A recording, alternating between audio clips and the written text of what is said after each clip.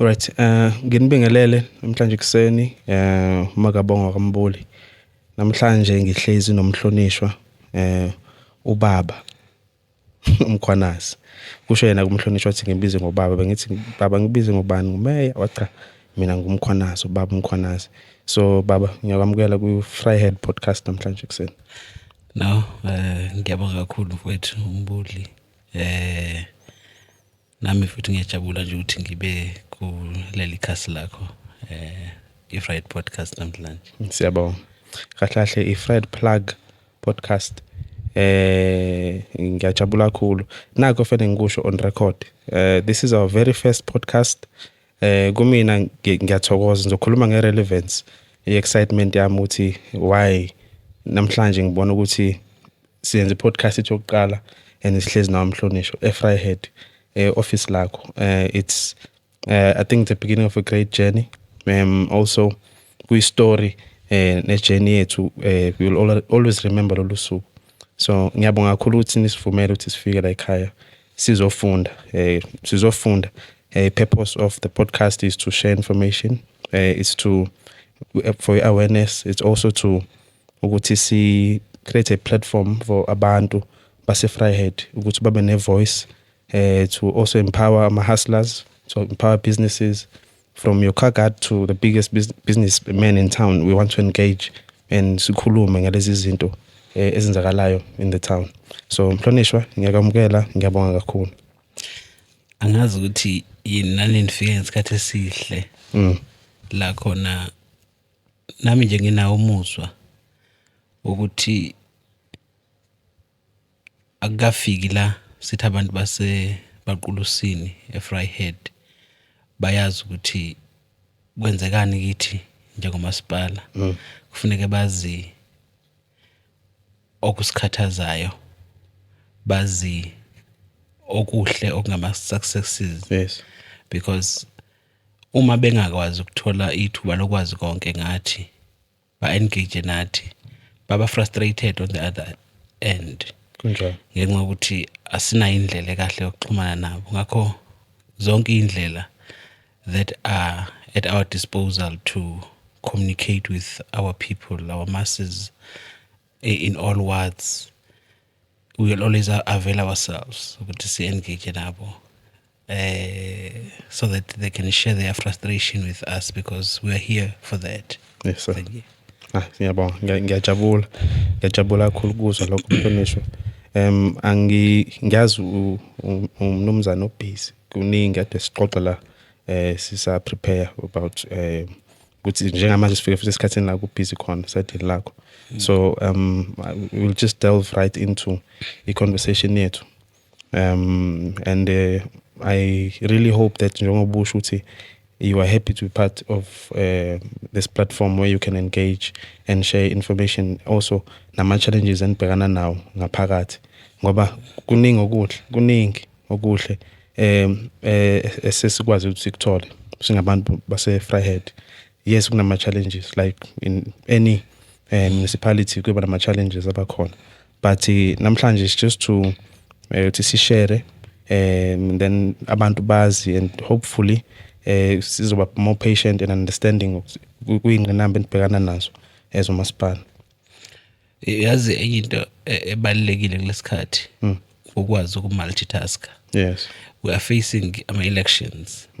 As a mayor, I'm a top politician in Abaqulus, but asikho isikhathi la khona kufuneka sithi as we are focusing on elections and going all over talking about 13 points of the IFP, we should be seen like neglecting our responsibility for service delivery. We need to be as focused as possible because abantu baseBaqulusini will need service delivery even on the 27th and 28th and 29th of May when we will be busy with elections. Yes. So even now, I will always make time to sit down like this and share the information with abantu baseBaqulusini, regardless of how busy my schedule will be politically or otherwise. Thank you. We appreciate that. mhlambe nje umbuzo wami oqala Mhlonishwa ungathi what inspired you to run for mayor and what drives your passion for public service? Angazi mhlambe I will only be able to respond on your second part of the question. Yes, that's all right. What inspires me for it drive? Yes. Yeah, public service. Because we first part, I did not run for a mayorship, in fact. That's very unfortunate. All right. I just find myself being in this office. In actual fact, it was just a 2 months journey because around April 2023, I received a call from the party in that I should avail myself, and along with me, I was expected to bring my CV to come to the national office in Durban. And it all started like that.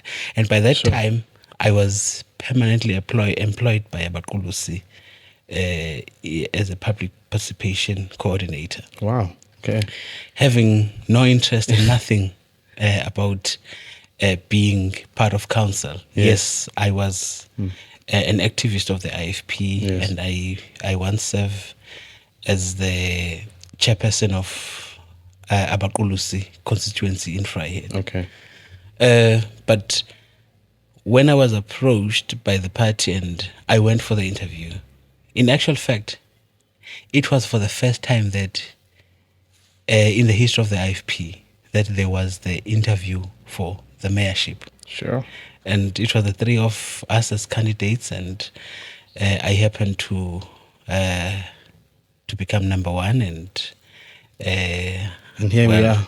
Yes. And then on the 19th of June, I was invited by the party in Ulundi, and I was told that I will become the mayor the following day. And I was told by Umntwana Wapindangene by that time, may his soul rest in peace, in that I should resign on the very same day, which was the 19th, because I will be elected as the mayor the following day. And it all started like that. I was not and on the 20th, I became a councillor in one day, and 5 minutes later I was elected as an EXCO member, and 10 minutes later I was elected as the mayor, all in one day. Sure. I never had the luxury of being a councillor and then learn and then learn. No, I just happened to be a councillor, an EXCO member, and a mayor in one day.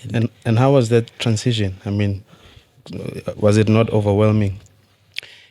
Kind of, but I had been part of a struggle for better life in Abaqulusi for as long as I can remember. Because even when I was an employee, I always used to go an extra mile, because I always had it in my heart in that with all the politics, people are not getting what they wish for. And I always wanted to have my contribution. But in all fairness, I never thought it will come like this, because I always believe that I always contribute, even if I was outside the council. And as the ruling party, the IFP, we always have meetings outside council to try and work things around to ensure that when we are in council as the IFP, we make things happen. That's where I think my role was going to end, because I never thought I would be a mayor, because I knew you cannot be an employee of a municipality and be a councillor or a mayor in the very same municipality. In actual fact, I never thought I would ever resign and leave my permanent employ to become a councillor, let alone being a mayor, which is one thing that does not have a guarantee of how long will you stomach the issues in the mayor's office. Yes. But Yeah. for the love of the IFP, when I was requested to do that, I did it because I have to soldier on. And here am I today. Now, next month, I'll be completing my first year in the mayorship, and I think I'm doing what is expected of me. I'm trying my best. Siyabonga. Yes. I mean, I can attest to that. The other day when I saw, because I'm engaging the town and seeing my conversations around what's happening in Vryheid, and I saw people were talking a lot about President Street and making that a big issue. I remember I went there and I took a video when I saw the construction guys coming, and a week later the road was done. Like we said when we started, there are issues, there are challenges that are there that the public may not know of in terms of service delivery, but there are always good things.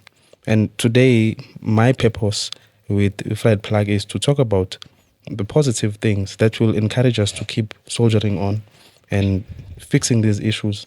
We cannot dwell on the negative. Yes, let's talk about the negative or the challenges, but let's come with solutions and not just say, hey, there's a problem here. So I believe there's a lot that's still going to happen. I understand there are challenges that you're still going to face, but I think looking at that alone, I'm saying there's definitely something that is happening. We had a challenge of water in the town. I think we'd go sometimes some days with no water. I see that also now it's improved, and also it's communicated. If there's a challenge, we do get informed where the challenge is. So work is being done. Things are improving. The town is growing. And on that note, Mhlonishwa, I'd want to ask, are there any strategies in place to improve the infrastructure in Vryheid, especially for people that would want to come and invest in the town? Are there any programs in place for that? No, thank you very much for that question. In actual fact, that's one thing that keeps me awake at night, trying to think exactly what is it that we have to do. In actual fact, I was addressing some of the meetings during the road shows, in that instead of being so excited and carried away about the investments in a form of the malls, your Vryheid Plaza, your Mondlo Shopping Center, being here in Vryheid during my time. Yes. I should be excited. Yeah, of course. But my excitement happened to short-live, kind of, because when I am trying to be excited, at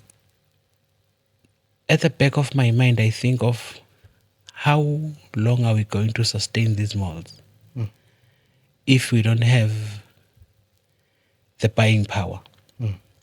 The buying power will be in form of the investments, the investors who will have confidence in Vryheid and come to invest in Vryheid, so that we could have the job opportunities, the firms and everything.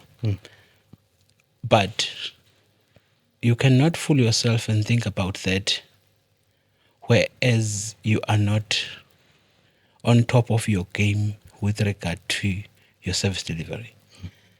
An investor could not come and invest in Vryheid if he or she is not sure that every time when he wakes up in the morning and open the tap, there will be water. And there will be water of good quality and drinkable. An investor could not be comfortable to come and invest his last cent in a town where he or she is not so sure that there will be an electricity in every day when he needs such. And with all the potholes in town, it's a turn off for investors. And we are aware of that. Coming straight to your question, what do we have in mind in that? We have the business plans in place, because you cannot fool yourself and think that you can address all these issues with the little that we have through the ratepayers and those people who are paying for the services. We are having a problem of an aging infrastructure. Our roads are as old as all of us here. And for the first time over the years, we haven't had some potholes in most of the streets in town, except for your Church Street and those streets that are mostly used for heavy vehicles. Yes. But now we are almost having potholes in all the streets. And some of the streets, you could not think only as far as fixing the potholes. But we have to redo some of those roads now. And it will cost us millions, hundreds of millions. And those monies are somehow there in the institutions. But all we have to do is to have the business plans in place, the business plans that will entail our problems with our possible solutions that we have. We have already had that. We have already engaged your Development Bank of Southern Africa, the DBSA, and all those institutions. Yes. And with regard to the road infrastructure, we've engaged with MEC for transport. Something is promising. It's just that I don't want to put a cart before the horse. Yes. Yeah. But we are working on that. Okay. But also, Awumbuli,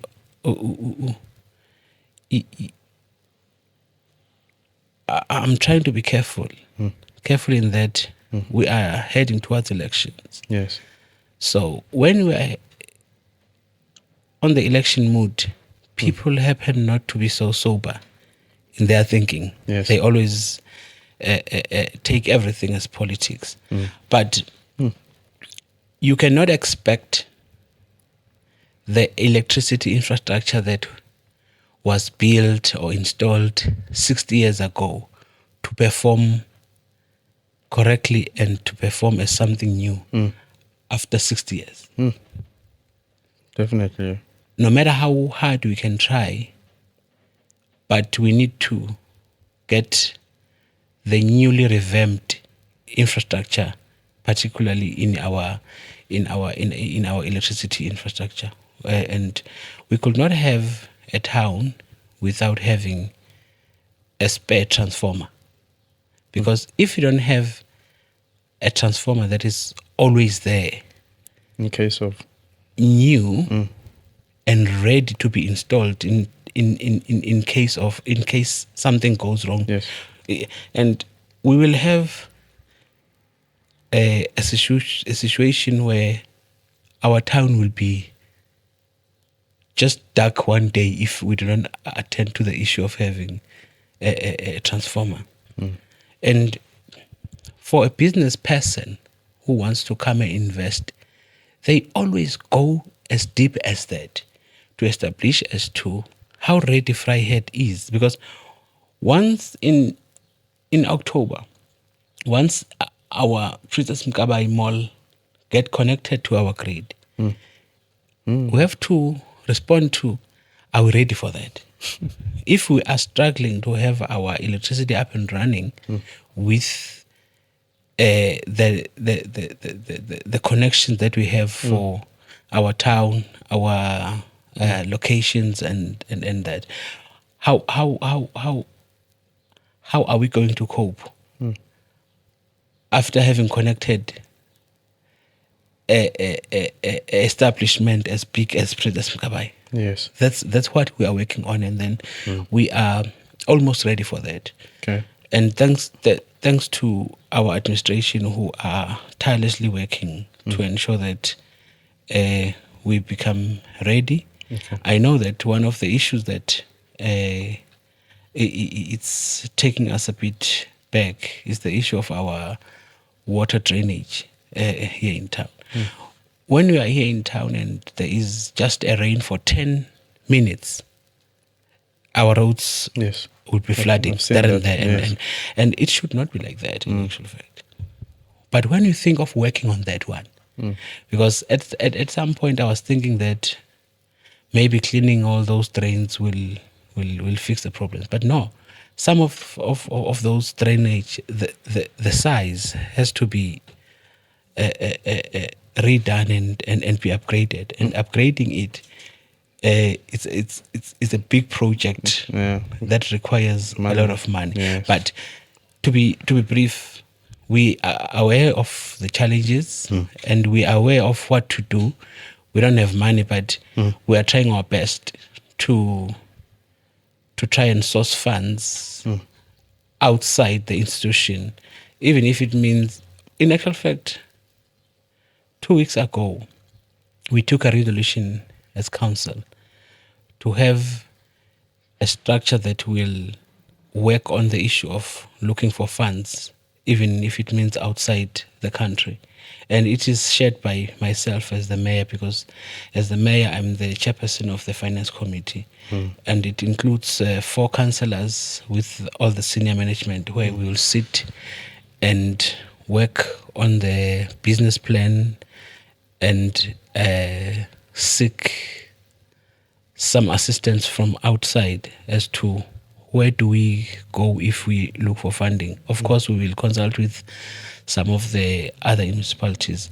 When I came here, I paid a very special visit to the mayor of Umgeni, Councillor Chris Papas, Yes. to sit down and see what is it that they are doing differently. And I went there and we sat and we paid visit to some of the establishments in Umgen. And I was excited and I was equipped as to what is it that we can do. And one of the things that I got assistant of is the issue of having the street lights that is using the solar.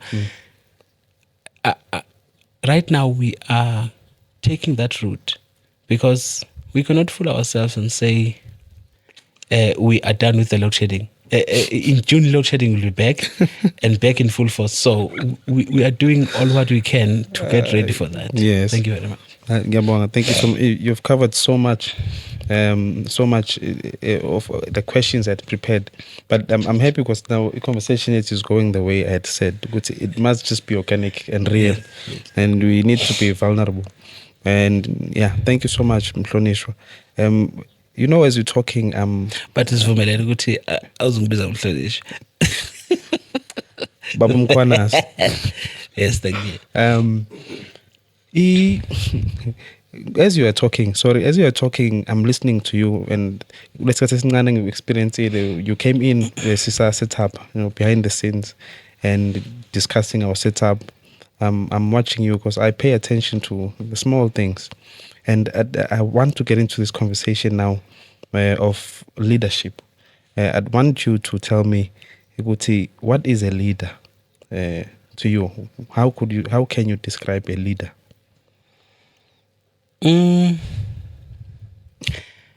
I want to be very brief in my response, but Yes. I want to cover everything. A leader it's somebody who provides guidance. When you are leading, one, you have to make sure that you keep yourself as sober as possible at all times, so that anybody can be part of your collective leadership. By collective leadership, I mean one of the strongest of all the potentials of being a leader is just being able to listen. Yes. Just listen to even those voices that one day you thought are not important. Are irrelevant, yeah. Just listen to them. And don't make a mistake of responding there and there without having listened to it for a second time and for a third time. Because when you have listened to somebody, but when you are alone at home, you play that VN or that in your mind and say, what is it that he was trying to say? Because some people are not too good with words. Yeah. They can just throw it at you. But as a leader, you're having a responsibility to chew it up and if they need be, rephrase those statements so that they will make sense. In every statement, there will be a sense. Trust me. Yes. Trust me. Yeah. But when you just take it as raw as it may be, you might lose the sense in it. But as a leader, you need to rethink and rephrase it. But a leader without a listening skill, to me, is a non-starter. Sure. You can be good at addressing the masses, but when you are addressing the masses and you are not too sure as to what is it that your audience wants, you are missing the spot. Sure. I think uNkulunkulu happened to put a leader. When you are leading people, you are always at the top of where they are seated. So you are having, that is why whenever a leader is addressing, we are putting a podium that will make him or her to be a bit above the rest, so that you can have a chance to see where all these people cannot see. Okay? And when they say or pose their demands and everything, you can be able to think and advise accordingly. You know, one thing that makes my journey so easy, can I tell you? Sure.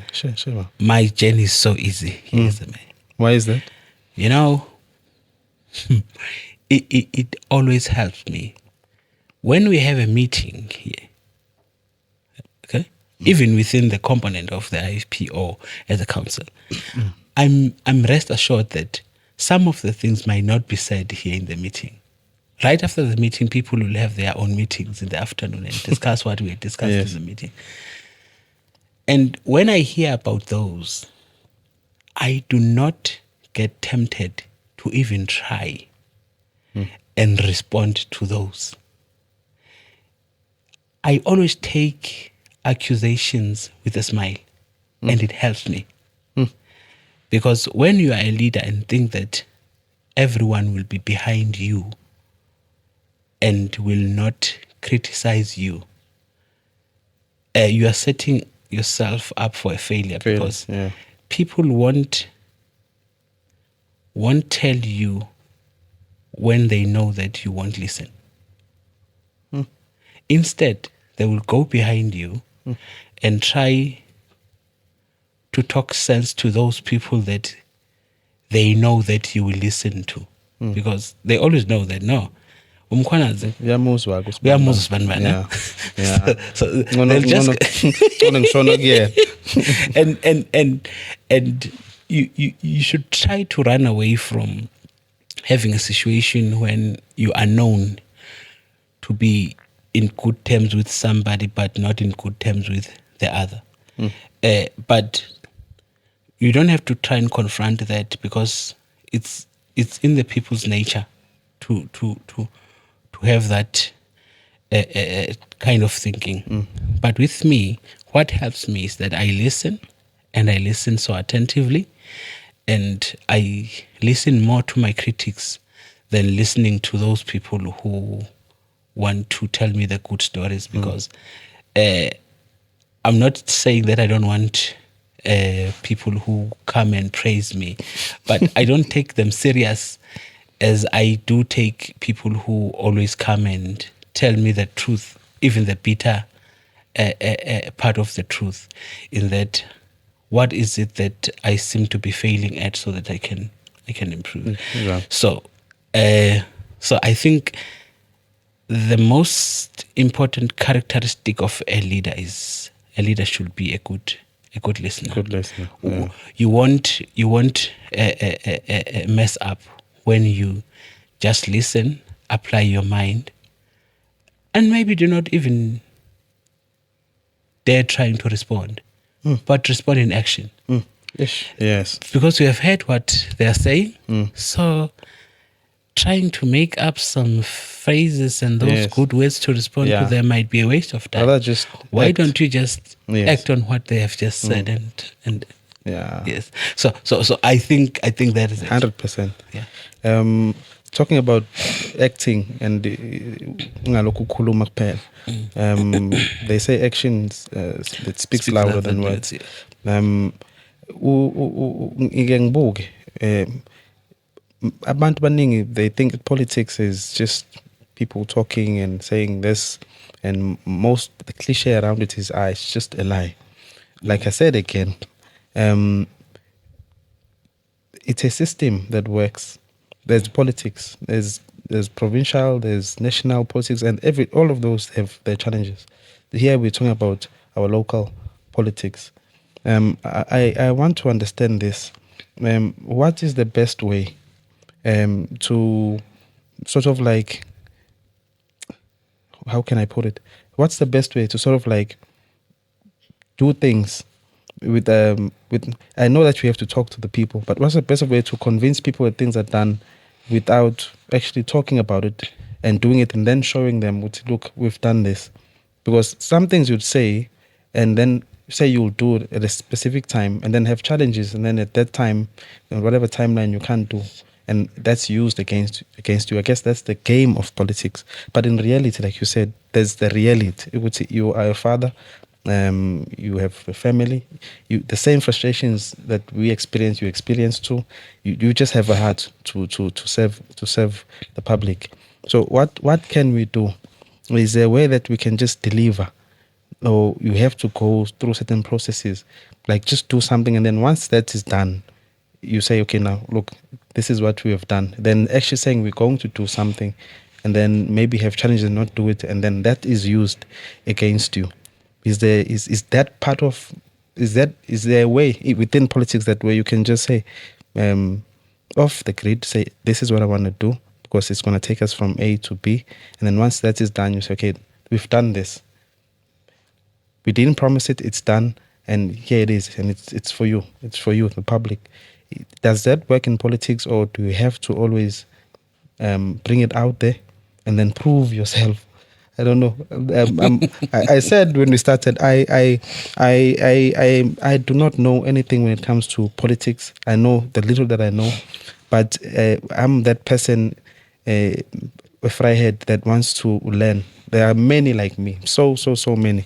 So I'll ask questions, maybe because I really want to understand. They may sound like how it's something you're supposed to know, but once you know, I think you are more understanding, and then also you want to say, okay, let me play my part also, because we can't all just wait on the municipality to do everything for us. But if you know the challenges, or there are things that we can do as citizens, then we can do it. And then we say, hey, look, we've done it. So I don't know if you got my question, because I'm going off.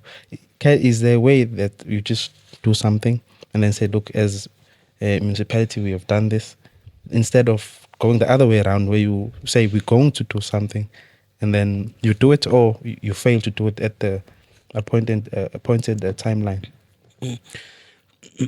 No, I think I'm getting you. Yeah. In actual fact, I think that's one discussion that we had before we started the show. Yes. In that, in our South African politics and governance in all spheres, except for the first time with the national, when an independent person could come and want to be a president. Over the past 30 years, a president will be nominated by his political party, regardless of what people who voted that political party in. Even with the local government, the people vote for a political party, and that particular political party chooses a mayor. And if they choose somebody who does not have a passion, then tough luck for the residents. That's very unfortunate. But to try and come straight to your question, Yes. I think we are always kind of stuck with the issues of promises versus what is it that we can deliver actually on the ground. Yes. In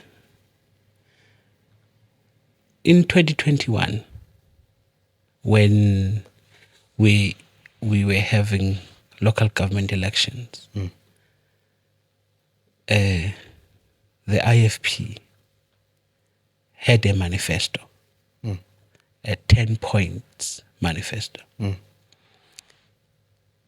You know, with the manifesto, it does not it was not a pack of promises, but it was a pack of 10 issues that EIFP wanted all its councillors to focus on, hoping that when we can focus on those 10 points, the lives of our people in all municipality will be better.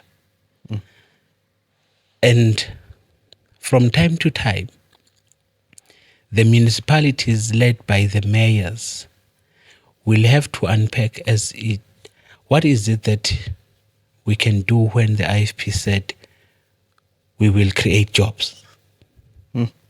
When you just read it as create jobs, you may think that we will employ people as the municipality through the EPWPs and that. But it's not like that. What IFP wanted is for us to create an enabling environment for investors to come and invest. Yes. So Yes. you cannot boast about having created jobs when we have employed 100 EPWPs. But what you can boast about is if you have addressed the issue of the potholes so that you can create an investor confidence. When you have addressed the issue of your water supply, whereby every single person will wake up and open a tap and have a very clean water in Vryheid. Yes. And the investors will come in their numbers and invest in Vryheid. That's how to unpack your manifesto. And when you confine yourself and say we want to create jobs, so we try to increase, you cannot employ every young person in Abakulus as a municipality. Yes. In actual fact, it should not be like even in your mind to do that. But when you address all the issues, we will light up your life That's what the IFP said in the 10 points in 2021. And when you unpack, see it in your corner as the mayor and see how would I attend to this point that the president of the IFP has just said. You have to be as broad as possible on that one. Yes, on the other side is to attend to the issue of electricity distribution. But for the young person who has just completed his or her matric and went to varsity with the last cent from the unemployed household, when he comes out of the university with no hope of getting employment, what is it that you do to light up that life? Yes. Because our young people are sitting in their dark corner, not knowing what their future holds for them. And I said this when we were having our informal discussion prior to this engagement, is that I am even worried because I've got my own kids whom will be always have a stigma of having their father being a mayor sometime, and 10 years down the line they will be just nothing. Just nothing, being as educated as they may be. Yes. But we can say we are crying loud of the unemployment, but in our little corners, Yes. we need to be seen like doing something, and that something has to be practical on the ground. I think, to me, making a lot of promises, fortunately, I was not there in 2011 in council. So we never made any promise in Abakulusi Yes. as the IFP. Okay. But we happened to stick on the 10 points that was brought forward by the president of the IFP. And it was very clear. And every single municipality had to get it tailor-made for their years, because we are a very unique municipality as Vryheid. We've got 5 kinds of communities. We've got community who's sitting here in town, whom are very different when you have to approach their needs. And we have got people who are living in townships, and we are having people who are living in former mining areas, which are not so much of a township, but they are not so much of rural, like your Coronation, Klobane, yes. yes. And we are having people who are living in informal settlements, like your people in Ama 300, your people who are sitting there in D, there's people who are sitting on the other side of Lakeside. Yes. And then we're having rural areas. Villages. Those villages, they are also not the same. You know, when you take Tsega and you take your Shoba, your Vilagazi, and your Makwateni, those are new establishments, but they are in rural areas. Are those villages? Yes. But you cannot treat them as you do with your people in Lomo and your people in Guatlamo. Yeah. So when you are working on your responses to their needs, you need to put it at the back of your mind that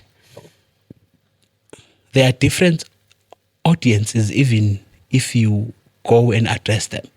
You cannot address people here in town as you did with. Of course. You cannot. Their needs are not the same, Yes. Yeah. and The frustrations are not the same. yes. Yeah. So you have to try and work around as to what is it that you do. But they all have got one mayor and one mayor only, and you have to look. It's not the same with the people in Guanongoma. People in Guanongoma, they might have 2 kind of communities, those in urban and rural, and that's all. it. Yeah.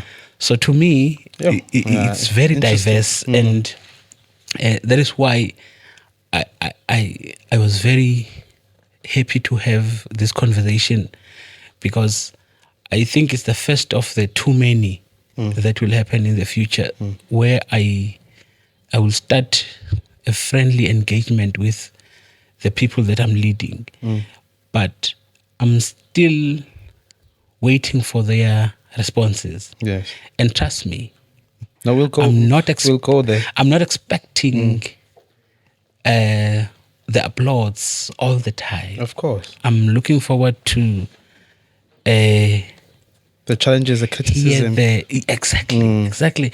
In actual fact, when I read those responses, I will focus on the criticisms than Absolutely, anything, yes. so that I will work around and see how to Solutions. fix Yes. those things that Yes. they are not happy about. Absolutely. I mean, if they criticize you, you need to see. Some criticism is unnecessary. I think you'd overlook. Some is constructive, and you look at that and come up with solutions. I think that is what we applaud you for. So we have to applaud you for the solutions, and then open the next chapter of other challenges that are there. So there must be a balance. That's why I say, let's rather just have a more positive approach. As much as we know what there's a negative. In fact, for things to stay afloat, there must be a negative and a positive. So it's a matter of people just understanding what we are faced with, what you are faced with as a leader, and we can have a better community. That is what I would want to see. And I believe we share the same sentiment. Maybe that means I'm going to be a mayor one day. We don't know. Yes. No, I'm joking. But I as we are talking about the many other engagements that you have, part of our programs that you're going to do, even if you go on our description of the podcast, is to be also on the ground, where we go with the crew, we go into town. There are so many interesting characters. Like I said, we have to be able to hear the story of the car guard and hear the story of a big businessman in Vryheid across the board, from all different races.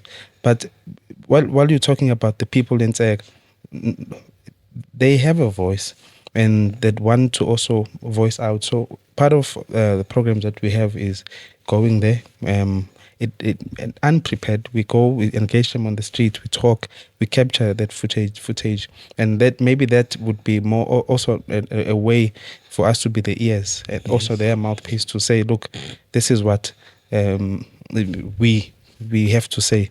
But the motive is to bring positivity, because people are so negative. Not just people generally are so frustrated. We all have frustrations and challenges, but something needs to be done for us to be a bit more positive in our approach, dealing with challenges too in a more positive approach. So the way you answered my question makes me happy again. I'm also going to say it again. It's our first podcast, our very first episode, and I'm getting direction just by sitting with you, Bamkwanazi, and saying, it's okay. I believe that what we bringing also is going to also play a part in spreading this message, in spreading the education, the awareness. So I hope that we are going to be availing ourselves on record. We are availing ourselves to be a voice and also to be a platform to speak and teach people of all these things that are happening in our town. Like when you said we got five different types of communities in Vryheid. Yes. That was so interesting for me to see and understand that how you need to know how to approach and address these kind of people, because they don't think the same, they don't face the same challenges. So I understand the task and the challenge that you have to have, because all of them have a certain manner of approach. So ngiyajabula kakhulu Nhlonishwa. I know we are about to wrap up, but I wanted to ask this. For a businessman, we were talking about the youth now, for a young businessman in Vryheid, already in Vryheid, knows that, okay, there are these challenges that are there in infrastructure, not, but is saying, let me start a business. Besides jobs being created by the municipality, what can I do? What does maybe the municipality have to support? Are there platforms that they can come and showcase their business and say, look, maybe we want this kind of support to also create employment? Because it's pointless for us to start businesses and say I just want to start a business so I can also stay afloat. The main drive, I think, should be I want to employ more people so more families can be fed. And if more families are fed, people are happy. So are there platforms that we can engage as entrepreneurs or as businessmen and say, look, this is what we have. We need maybe some empowerment, or maybe some of us just need we need mentors, or also there are industries that are here in Fred also that are, I've also identified myself that are untapped, like the tourism industry. Is there a way that we can come? Is there a platform that we can come and sit down and engage and say, look, this is what I do, and yeah, what support can we what support can we get? Or also is in the room as entrepreneurs or businessmen, young businessmen, let's network. What can we do collectively to create more employment? Because some of our businesses are related. So is there a platform like that within the municipality?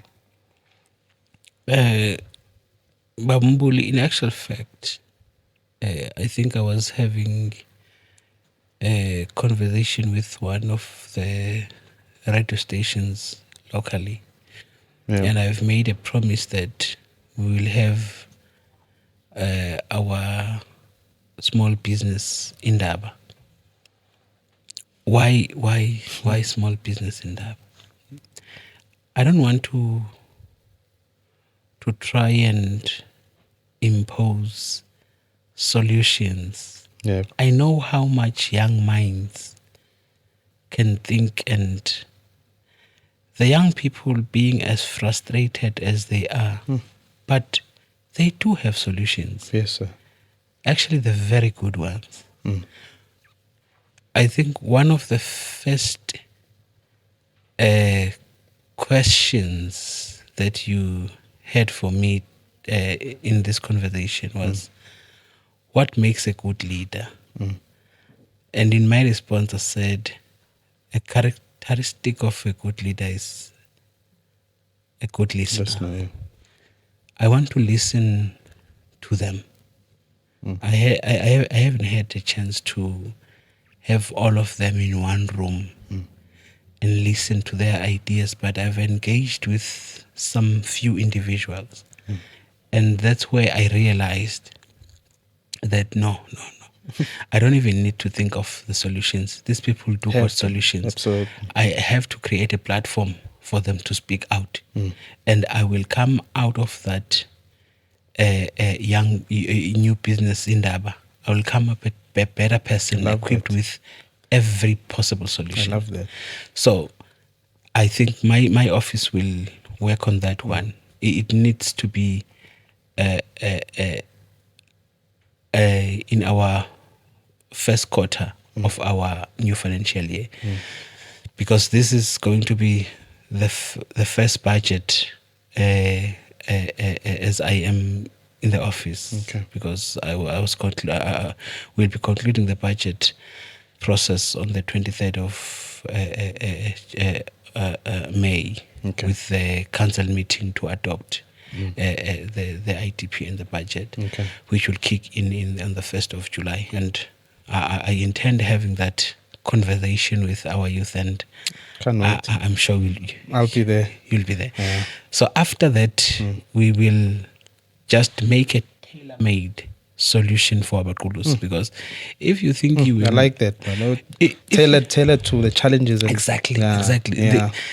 I'm a mayor in a unique town, and if I will sit with a mayor from Ulundi and Nongoma and think that what works for them will work for me, I'll be fooling myself. Has to be tailored. So I need to listen to them, and I will chat a way forward, and then we'll take it from there. I'm excited. It's a young business in Daba. Yes. I'm excited about that. And the fact that you understand that these solutions need to be tailored to the needs of this town. And a funny thing about tailor-made, you cannot tailor-make something without having your tape with you so that you can measure.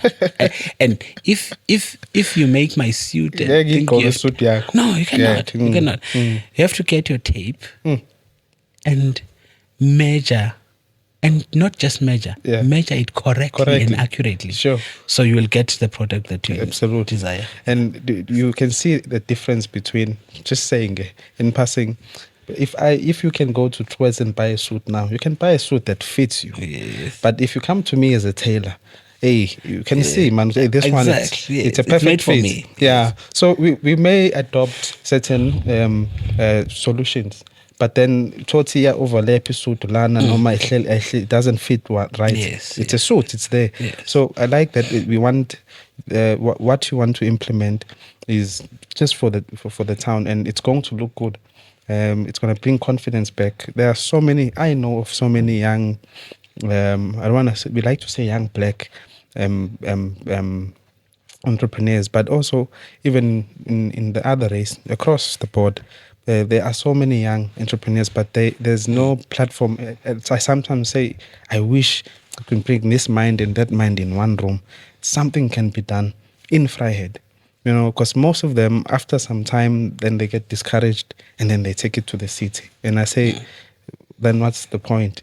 You know, but it's because there's no platform for us to come together and rally together and say, guys, let's go, let's commit to this and let's go for a long run. Even if you do go to another city, but your mind must be back and say, whatever I do, I'm investing back to, you know, my town. I have a story to share with you, Bab Mkwanas. Yeah. I was born kwaNongoma. Umabuthelezi.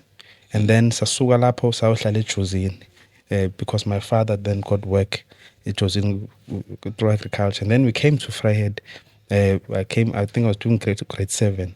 That's around 2002, if I'm not mistaken. So I've been Vryheid. But I've had an experience, I can't count uNongoma as an experience because I was still an infant. But Jozini, my whole mind and experience, memories are there. And then the transition of moving from a village, a typical village, to coming to a town, it has instilled so much in me. Because like you are sharing about the 5 different, how Vryheid is different in 5 ways. It's the same experience I've had of being in a village and moving from a village to a town. Also moving from a town now to a city. It exposes you to so many things, and also gives you a sense of a scope of thinking that, you know, man, I've been through our talents or through our gifts or through opportunities that God brings.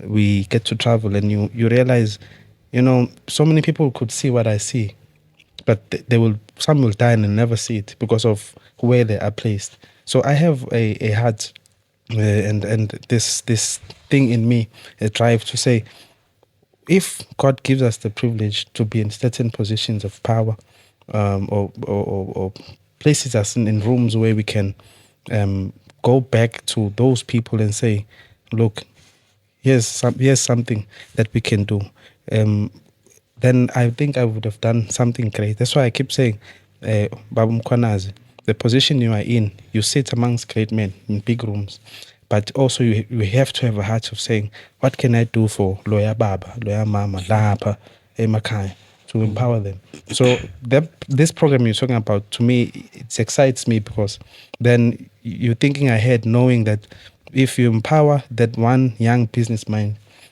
then in the next 10, 15 years, you've employed you've employed 1,000, you're feeding 1,000 mouths through one. So that mindset, I think, Caesar, when you know where you come from and you know the challenges in between, and then you know also how to approach those people in terms of what can I do when I'm given an opportunity to go back and invest kulabo bantu. So it helps kakhulu baba ukuthi sisebenzise ipower sipho yona ukuthi sishintshe impilo yomunye umuntu. Ngiyakujabulela kakhulu. I thought I should touch on that because to me it's a sentiment enkulu ukuzwa saying that you want to have a program where you help people. So many people share the same heart.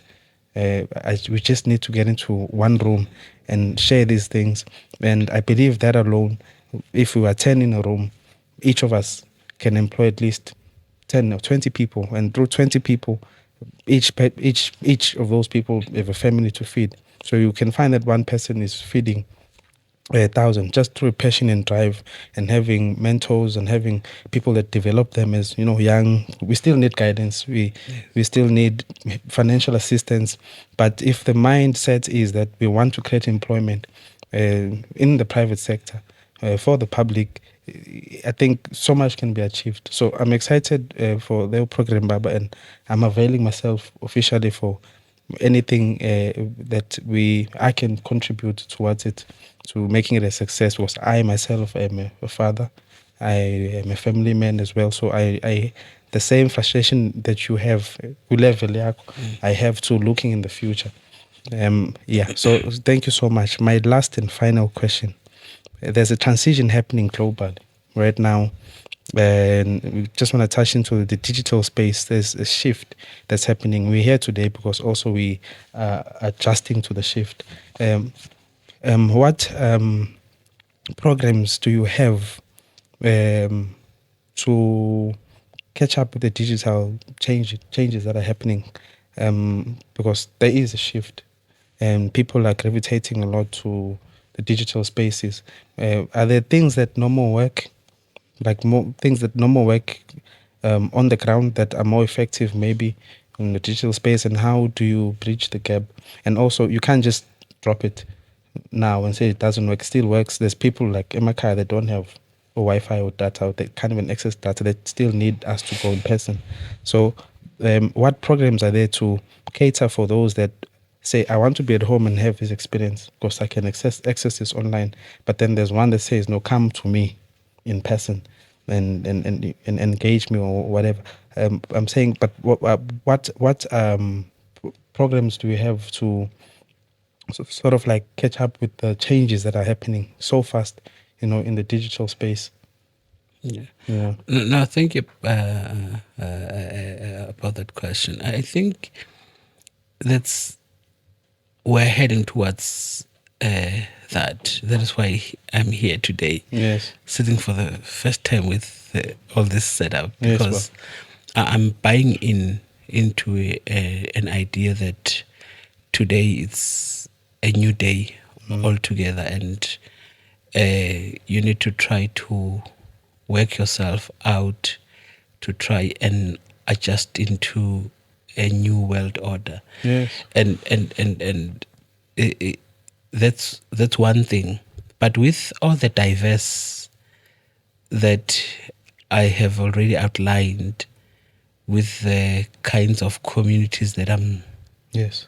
serving as the mayor, I need to be ready to be seen like being a bit behind the new trend, to take care of those who might be a little bit behind, so that they might not be seen like they are on their own in the old order, but to take them with me forward. I don't want to be too forward and be seen like the only way to get hold of me is through the podcast. Otherwise, when you do not have access to the podcast, you are on your own. I'm still going to be very active on the community meetings, on face-to-face and on contacts. But at the same time, my communication will have to deal with the issue of making me accessible to the new avenues that are possible, to your TikToks and all those things. Yes. In actual fact, I have promised them that I will always be available for a change. Yes. I'm ready for that. But really, I have to take it as cautious as possible, because I would not want to tramp into the hearts and minds of those people who might not be able to accommodate the change. Okay. Yes, but really, I'm aware of the changes, and with time, we need Yes. to try and change. But as a leader, I will always try to bring along all my people, so that they will feel me and have me when 100%. they want me. 100%. Some still want to buy CDs. Some understand there's USBs. Some understand only USBs. There's now Bluetooth.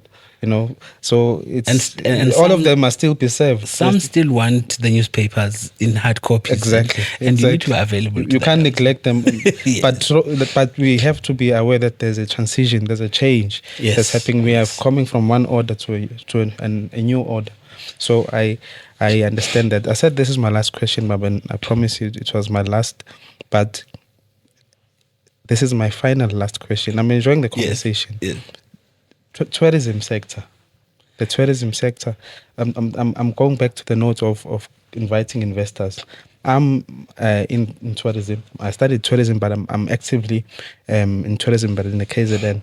But in locally, I have to be sitting in the city of Abakulus as a tour operator. Our people just need to be educated again, like I say.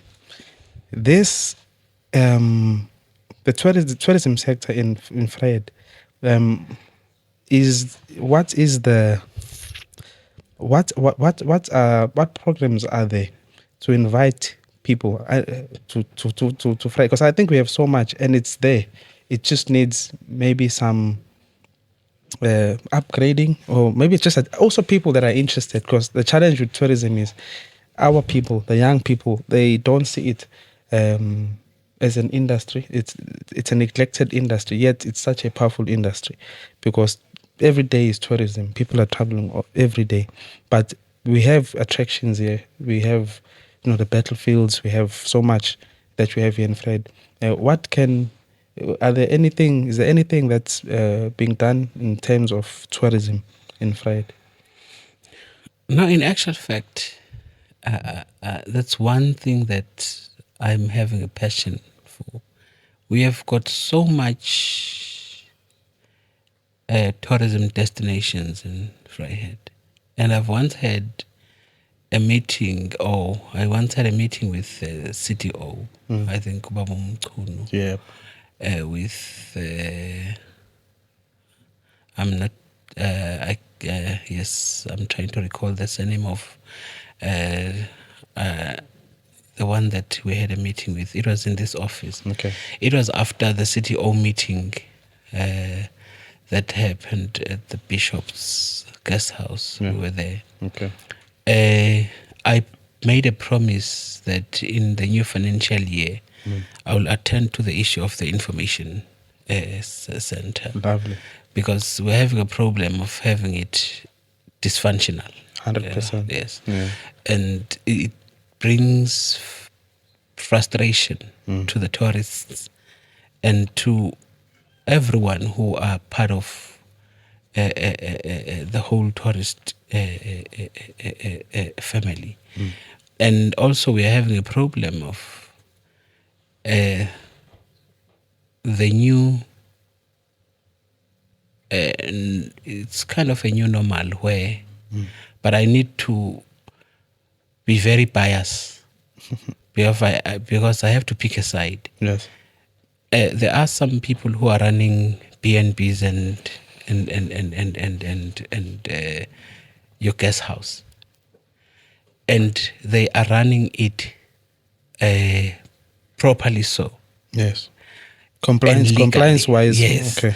But there are a lot of people who are illegally running the BNBs and they are not paying rates that talks to that because they are just, some of them have converted their house into BNBs and erected the very big walls, and without the municipality knowing, they've converted their houses into BNB and they're renting almost every day and making a lot of money, whereas now people who are paying us because they've converted their sites into business site, they are not getting any joy now And from where we are seated, we seem not to be protecting them. Yes. Because they are losing a lot of money. Because the money now goes to people who are only paying as residential, but they are running businesses. Yes. And it's not fair. And I've already engaged Stefan Landman, who's a director for planning, so that they can sort it out, because it's very unfair. Yes, sir. Because if you want to run a B&B, let us know. And then you have to convert your site from residential to business. Yes. You should not be seen like running it on closed doors. Yes. And then hence some people are paying their rates as businesses, and you continue paying as residential, and but you are Operating. yes, Yeah. and then you are consuming a lot of electricity and water, and then because these people are putting more stress on our aging infrastructure already. That is one reason. That is one reason why we are having a problem with our electricity, because when you are connected as a household, and then you have converted and having 7 fridges with 7 stoves with 7 Washing machines. with 7 Matambo irons, dryers, zonke lezi you know, zinto. Yeah. you are putting a stress Yeah. on our already aging infrastructure, and then we are going to have some interruptions in the electricity supply, and we are makes taking sense. a blame, and Yeah. even on townships. Most people have converted their houses into imqasho, and instead of having 10 connections in one transformer, now we are having times 10, which is 100 connections, because one household is having 10 tenants, and those 10 tenants, they are all having stoves, they are all having kettles, they are all having irons, and then in the morning and in the evening, we have a stress on our infrastructure, because they are all cooking at once. And this transformer was meant to have only 10 households, but now they are having 100. Hundreds, yeah. And are you expecting it to perform the way it should? No. There's no way. To collapse eventually. So yeah. that's what I was talking to the issue of how do we intend attending to the issue that our CTO have already raised with me, in that they need an assistance and protection from us so that they can function normally. Yes. Makes sense. Makes sense. Because now it's the question of choosing between being legit and not. Because when you come forward, then all what you can gain is to have high tariffs to pay. But when you hide, then you are having at least a chance of making more money than those ones who are running it openly. Yes. Thank Hi. No. Hi, Baba. Thank you so much. I just want to say thank you for your time. Thank you for opening up. You gave it as organic as it can be. I've learned so much.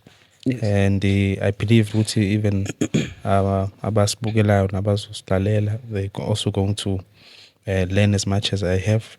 I believe that this is the beginning of the journey, and the journey I always say, I have a slogan that says the journey continues.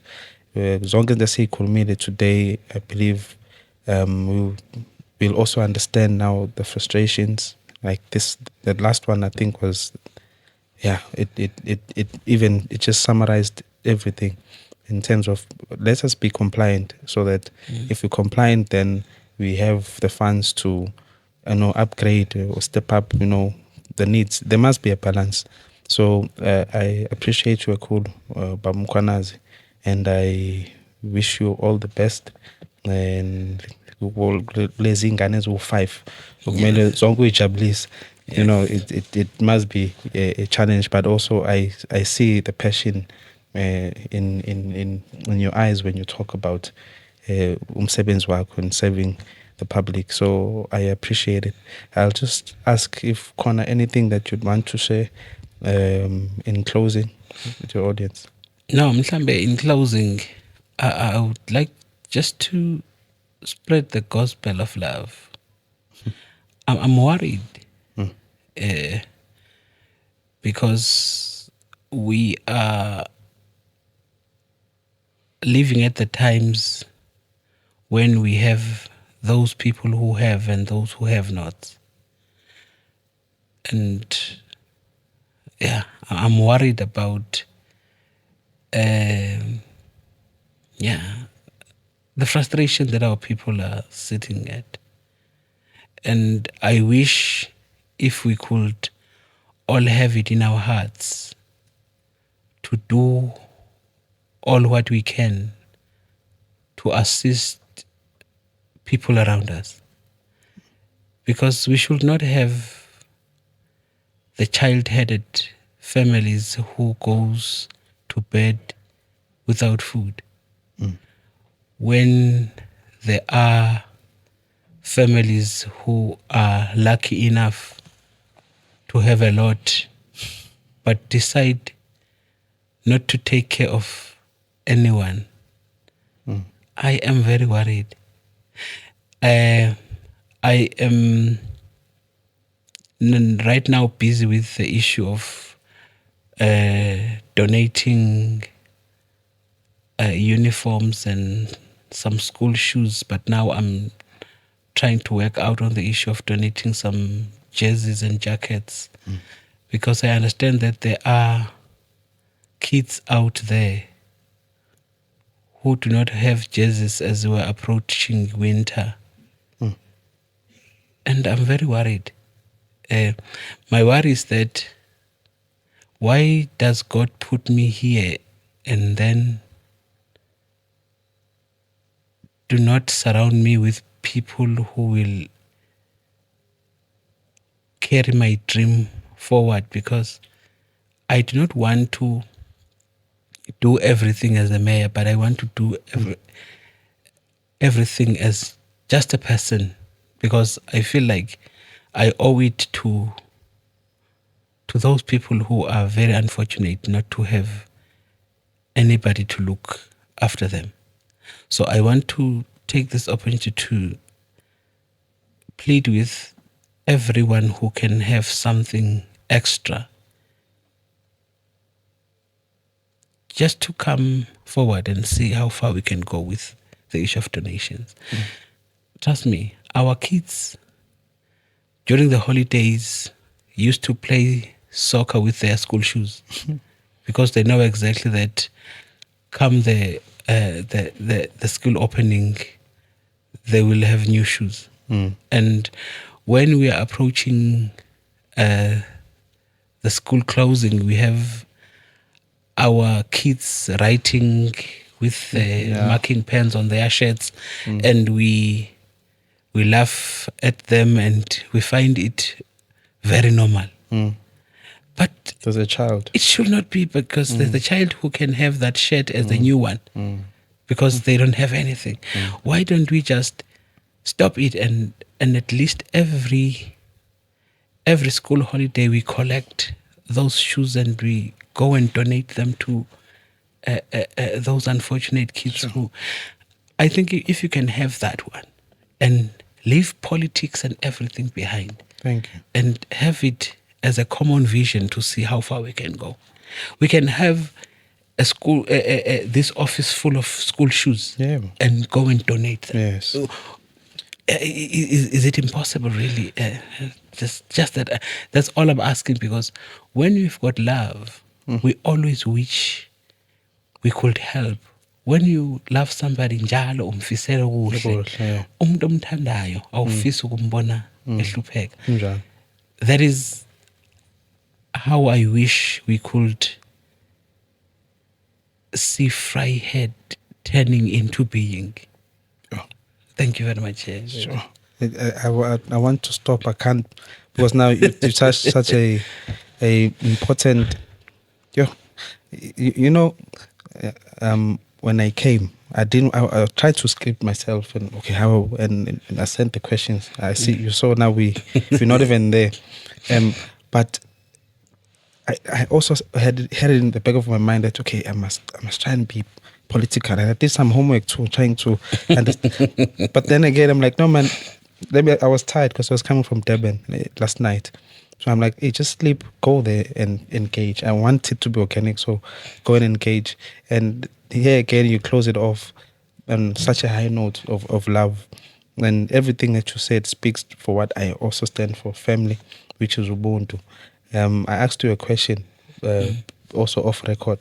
Uguti Baba, is politics and religion somehow related? And you gave me the answer. And I was like, okay, I agree with that.